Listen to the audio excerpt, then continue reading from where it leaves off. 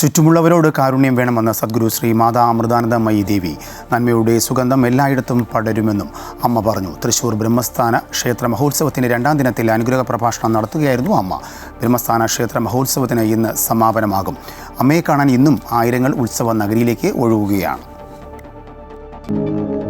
ബ്രഹ്മസ്ഥാന ക്ഷേത്ര മഹോത്സവത്തിന്റെ 2ാം ദിനത്തിലും വൻ ജനാവലിയാണ് അമ്മയെ കാണാനായി അയ്യന്തോളിലെ ഉത്സവനഗരിയിൽ എത്തിയത്.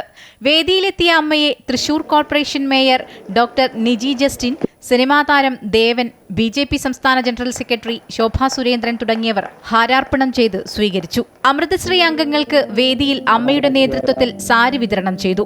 തുടർന്ന് ഭക്തമനസ്സുകൾക്ക് ആശ്വാസം പകർന്ന് അമ്മയുടെ അനുഗ്രഹ പ്രഭാഷണം. ചുറ്റുമുള്ളവരോട് കാരുണ്യമുള്ളവരായിരിക്കാൻ ആഹ്വാനം ചെയ്ത അമ്മ നന്മയുടെ സുഗന്ധം എല്ലായിടത്തും തനിയെ പടരുമെന്നും ഓർമ്മിപ്പിച്ചു. ത്യാഗവും നിസ്വാർത്ഥവും പരിശീലിക്കുക.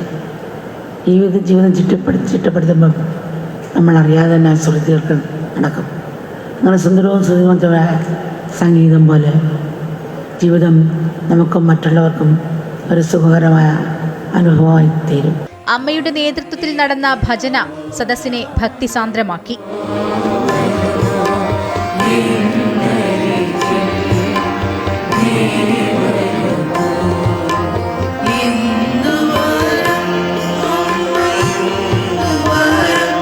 പിന്നീട് ധ്യാനത്തിനു ശേഷം ആരതി.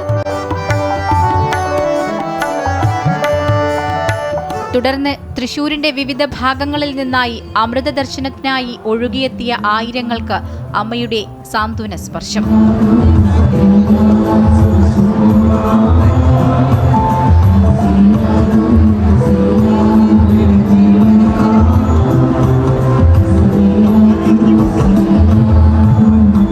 തൃശൂർ ബ്രഹ്മസ്ഥാന ക്ഷേത്ര മഹോത്സവത്തിന് ശേഷം നാളെ അമ്മ കൊച്ചിയിലേക്ക് യാത്ര തിരിക്കും. അമൃത ന്യൂസ്, തൃശൂർ.